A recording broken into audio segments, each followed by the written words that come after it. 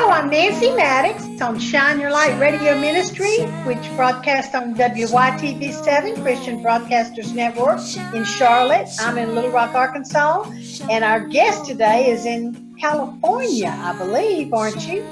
Yes. Okay, well, before we start with this fantastic interview we're getting ready to do, this guest we have tonight is so special.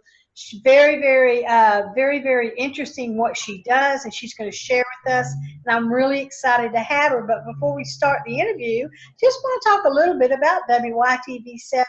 We are a nonprofit, and we do take donations, and what we use our donations for is to broadcast our shows internationally.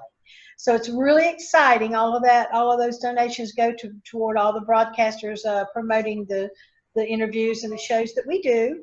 But this year we're doing something different. We're participating in Giving Tuesday, which is on November the 27th. And we would appreciate it for all the donations if people could go through our website and donate through Giving Tuesday on November the 27th. That would be fantastic. So without further ado, let's get started. We only have 30 minutes for this beautiful lady that we're going to interview. Her name is Betty Washington. She is from Sacramento, California. So thank you so much, Miss Betty, for being with us tonight. She is a marketing content writer. She does faith-based nonprofit organizations and foundations and helps them generate funds and grow their memberships and increase their volunteer force by using copywriting skills. So it's going to be really exciting what we're going to talk about tonight because nonprofits are close to all of our hearts, especially mine. I worked for a nonprofit for 25 years, so I totally understand how we need to do marketing and gain membership and gain funds to continue our causes. So without further ado, let's go ahead and start with Miss Betty. Miss Betty, tell us a little bit about yourself and where you came from and where you are right now. Well, let me start this way. I am from Virginia originally, but I've been in California for the last 30 years, pretty close to 30 years.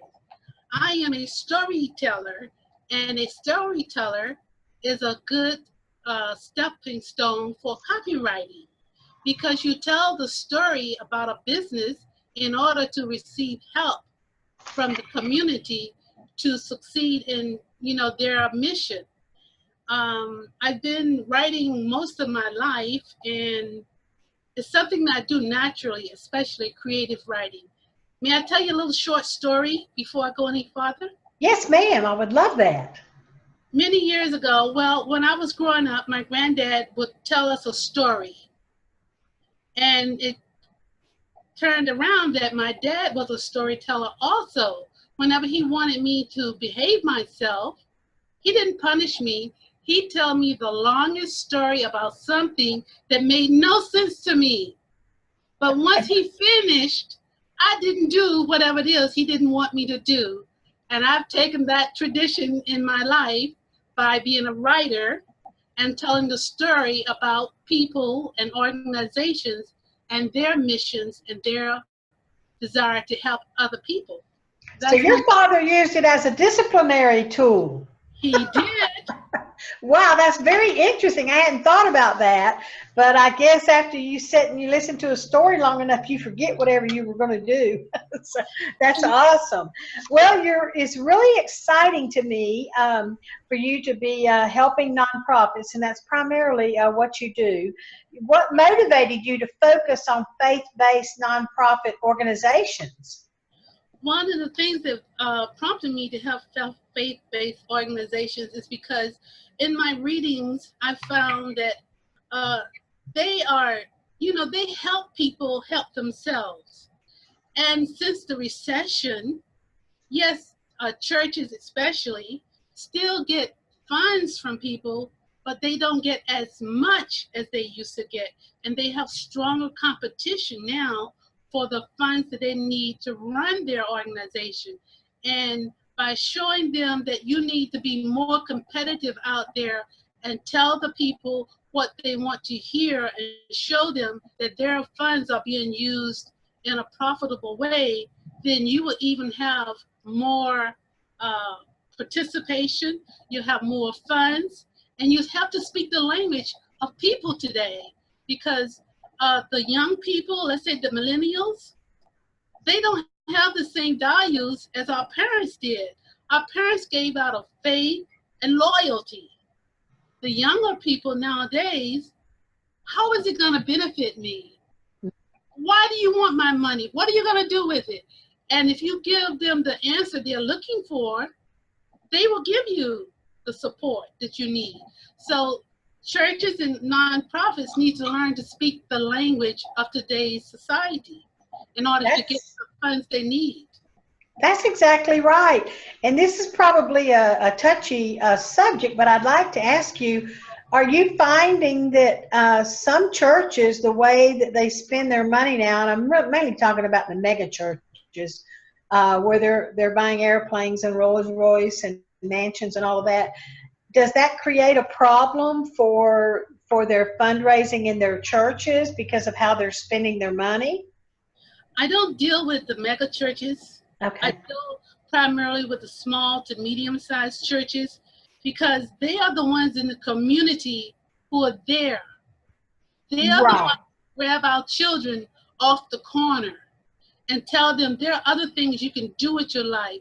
So I can't really talk on that regarding the usage of funds. Well, it just seems like we're reading a lot about that these days, especially with the larger churches. But it's obvious what happens, though. Yeah, that's true. That's true. But you know, I'm of the opinion that sometimes more extravagant things are needed to promote the church itself, if it's a large church. So, you know, and it's all a matter of how charismatic the pastor is and things like that. But sometimes I think they go a little overboard. But what is website audit and SEO? I don't know what an SEO is. I'm glad you asked me that, Nancy, because most people don't know what that means. And that's one of the things I wanted to talk about. Have you gone on the internet and seen beautiful websites? Or did you have someone design your website, but there wasn't much traffic? The reason for that is because people, let's say at least 50% of the people that can afford it pay people to create a beautiful website. Well, if you don't have what we call keywords are words that people enter or phrases that people enter to search for information on the internet. These words are picked up by the internet robot. And these words are called keywords, and that's what part of what search engine optimization means. SEO means search engine optimization. That means also not only do you have the words that most people are looking for, and the computer or the search engines like Google pick up those keywords and connect them with you. When they connect them with your website, you may become one of the first people it will send the search results to, and that means that builds your community of people looking for information on the internet. So you want to connect your beautiful website with the way people look for information. And you have to be careful with the words that you use, because if you use so many of these, quote, SEO words, the search engine robots will still kick you off the internet. So it's a balance between using the right words and the phrases. And I do that because I've done quite a bit of study about how to balance the number of words I put on there that people look for, how to place these words on your website appropriately, and how to make sure those words are relevant to your website. These are things that the computer robots look for, and that's one of the reasons people are not found on the internet, because they haven't met that balance. That's do we have to pay the search engines to have our websites higher? You don't have to pay the search engines anything because they have what we call a library. That library is an index, and that index will put you at the top or to put you at the bottom. Just like the what we used to do a decimal system years ago. It's similar to that. If your word is if your site is easy to find, it makes sense, it goes at the top. So you what they call rank 1. But if you don't have it, then you're somewhere on rank page 3 or 4. Your goal is to get as close to the top of page 1 as you can, so more and more people will look at your website. And see, when I do that for you, I don't have to look at your password. I don't have to look at any of your sensitive information. I become the web robot. So you actually do an audit of websites to see if the proper keywords are there that'll make you a higher rank closer to page 1. That's interesting. Yeah, and most people don't know that because it's not something that we hear. We just hear those phrases, those letters, SEO. Okay, I'm ranking high. What is SEO? That's what I want to do with the churches and the nonprofits and those organizations that help people, help you understand what you're doing out there in cyberspace, because you can have a beautiful website that's floating endlessly in outer space and no one sees it. Wow, that's very interesting. And we all use keyword searches all the time. Yes. I mean, we'll go to Google and we'll put in a few word trying to find something. You'll get a whole string of things. Yes. That'll, and if that keyword is predominant in that website, that's what makes it pop up, right? That's partly right. Yes. Okay. Yes. Wow. Yes, there's several features. You know, there's a formula that I learned for helping you rank, you know, pretty well. And another thing that I see a lot on the internet is I will make you rank high on page 1, be found by the internet search engines. No one can guarantee you that you will be found. Well, that's what I was asking, because I had thought that I'd seen companies out there that will say they'll increase your ranking and all of that, but they want to charge a lot of money to do that. But that's not the search engines charging, that's the companies charging, that's right? The company charging you. And the thing about that is you have to be careful when they give you these big promises. They will give you a bunch of words. Are they relevant to your website? True. Oh my goodness. Do they tell you how to disperse those words throughout your website so you won't be penalized by the website, you know, the search engines?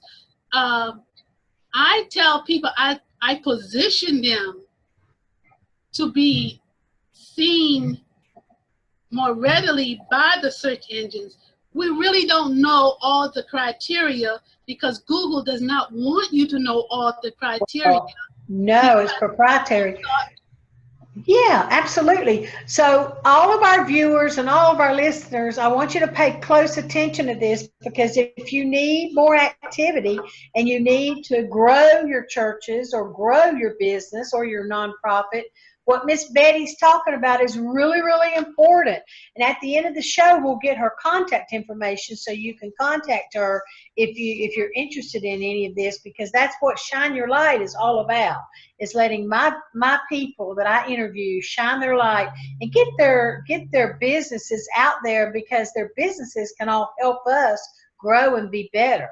So I really want you to pay close attention to that.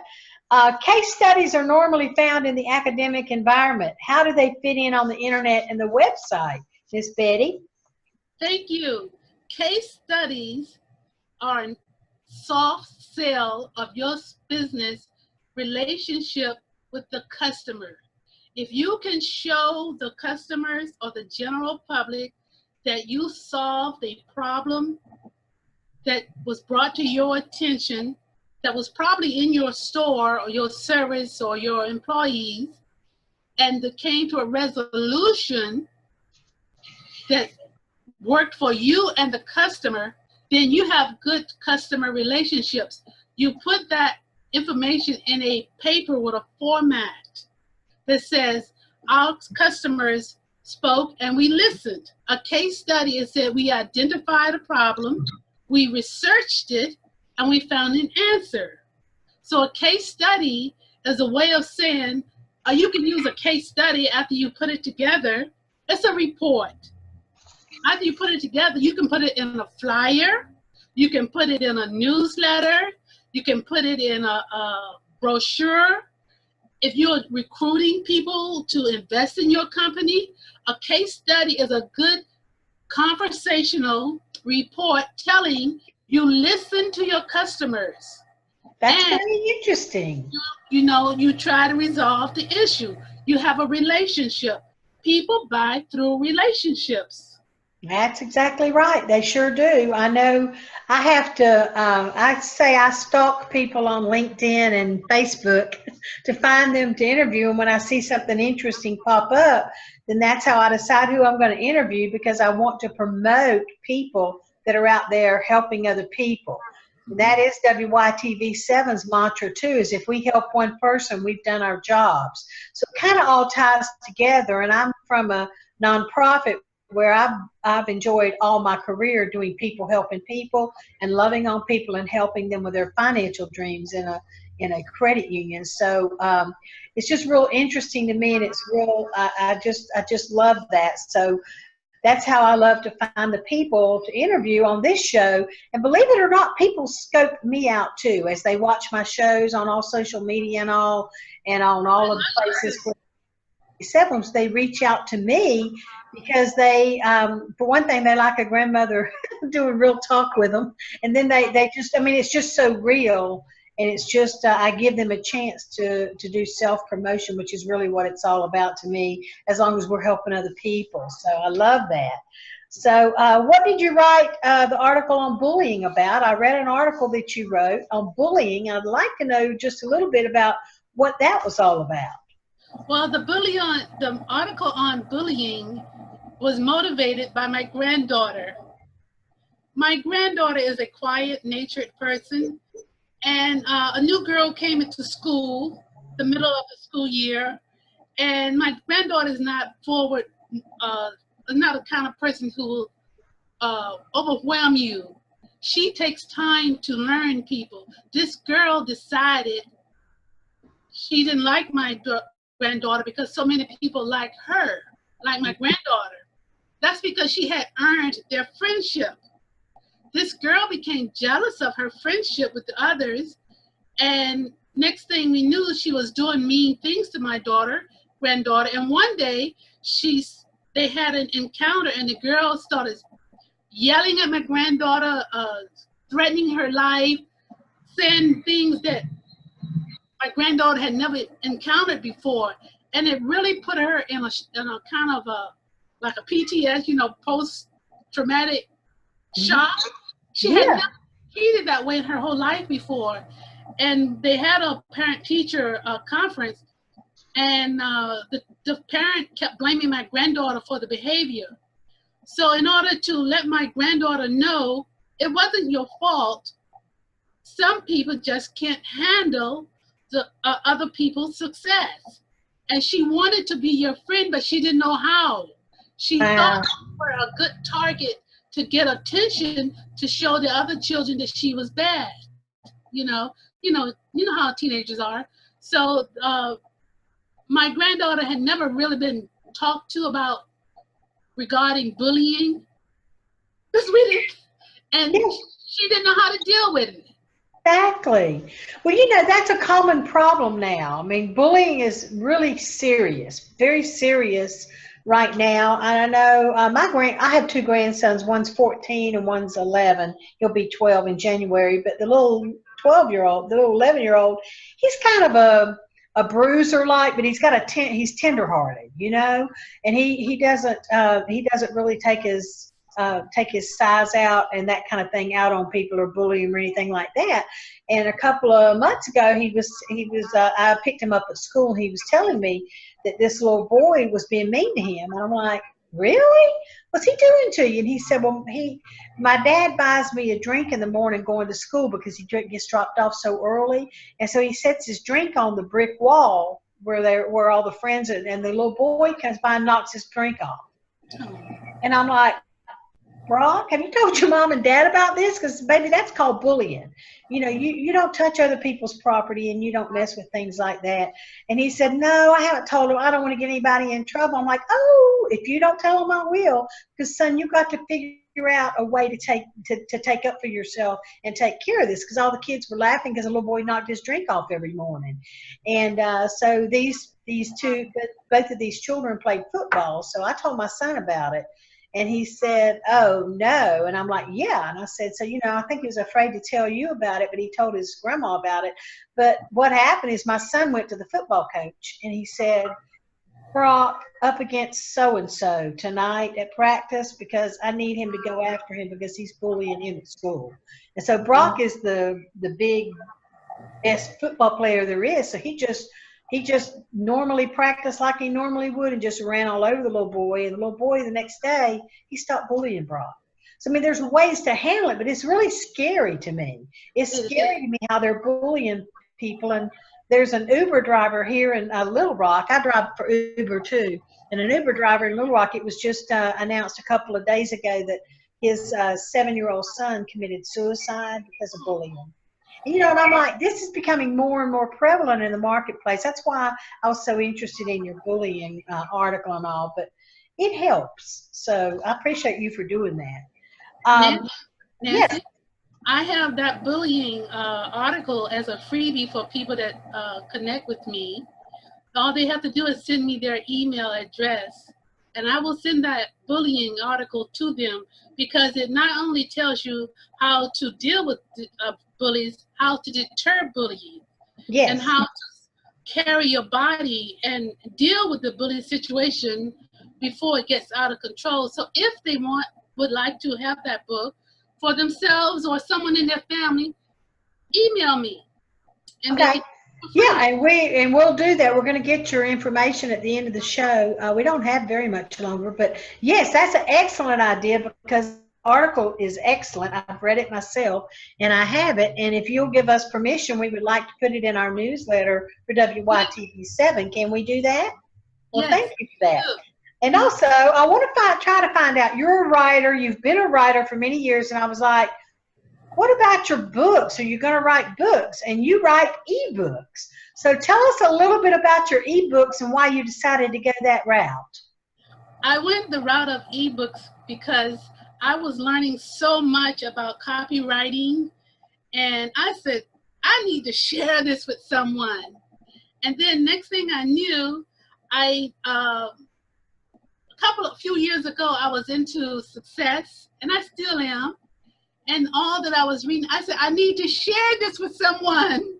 And so that's how I started writing my success books, because they are books about practical things. As you probably know now, I'm a practical person, and they remind you to use skills that you learned growing up. It's good. The ebooks on success teach young people, like in youth groups and such, how to form your own values. And they're just like having your grandma walk you through life. Absolutely. And I love that because everybody wants me to interview them, the grandma to interview them when they can't think of my name. So, but anyway, you said that you want us to remember God's promise. Can you tell us what that is real quick? It's, I will never leave you nor forsake you. Yes. Talk just a few minutes about that because we only have a few minutes left. God has been with me all my life. God has been with me all my life. I'll never leave you nor forsake you. And that is my lifelong prayer because I was facing a really serious illness many years ago. And I was afraid that I was going to die. And God came in my head and said, it's not time for you yet. You know? And I was in a relationship that was very, very negative. And he protected me. you know, and I hear him talk in my head, you know. If you're not a Christian, you don't understand what I'm saying, you know, but you understand when God is talking to you, you understand that you're not alone, and you understand you can all do all things through him who strengthens you. And that's a Absolutely. promise to me. And I see him in my life all the time because I chose to connect with him in my action. I'm not a religious person, but I am a believer in God, Jesus, and the Holy Spirit. And I know that he is guiding my life. And he's promised me that he will never leave me nor forsake me. Absolutely, absolutely. And we serve such an awesome God and a God so full of grace. It really is overwhelming how much we can get from God if we'll just listen and let him guide our ways. But we're almost through. I'd like for the last thing for you to do is just tell us how we can get in touch with you and how people can what your contact is and all of that, so we can so people can get in touch with you as they're viewing and as they're watching the show. Thank you. My email is the number 6, the letter FIG like George, C like Charles, W at B like boy, W copywriter.com. That's my email. Should I repeat it? Yes, ma'am, please. 6 FIGCW at bwcopywriter.com. That's my email. If you send anything to that, I will definitely reach you. But my website, I have 2, but I'll give you just one now. The www.b as in boy, W, foreverclosure.com. All that's one word. Let me read it again. www, B as in boy, W as in William, F in Frank, O, Orange, R, Robert, E, Ever, B, E, R, Robert, Closures, CLOS, like Sam, URE.com. That is the website that contains many of my life blogs. Okay. My life blogs are about situations people have been in. Most of them are things that I've experienced, situations that have happened to you, but you didn't share it with anyone, and it eats you in the inside, and it takes away your joy, and it takes away your ability to be part of life. And those stories are contained after I tell you a story, and some of them are funny, some of them are scary, they're life-changing, but they are related to a memory verse that comes to the end, that's found at the end of the memory verse, at the end of the story. The purpose of the blog is to help people learn God is there for you. Whatever happened to you, he knows about it, and he will show you how to get out of it or get over it if you allow him. Absolutely. So, take these life experiences, I even put them in category: hope, faith, trust, denial. Yeah. Take these blogs and use them to grow and find yourself a church. Absolutely. And I really appreciate that, because I want people to take advantage of every thing that my people that I interview do. So please take advantage of that and check out these blogs. I think that they would help you a lot through any situation that you may have. And Miss Betty is a beautiful writer, and I think you're going to really enjoy that. So I thank you so much, Miss Betty, for being on the show, and I look forward to interviewing you again sometime, okay? Please do, Nancy. It's been a joy talking with you. Thank you so much. Thank you. Bye-bye.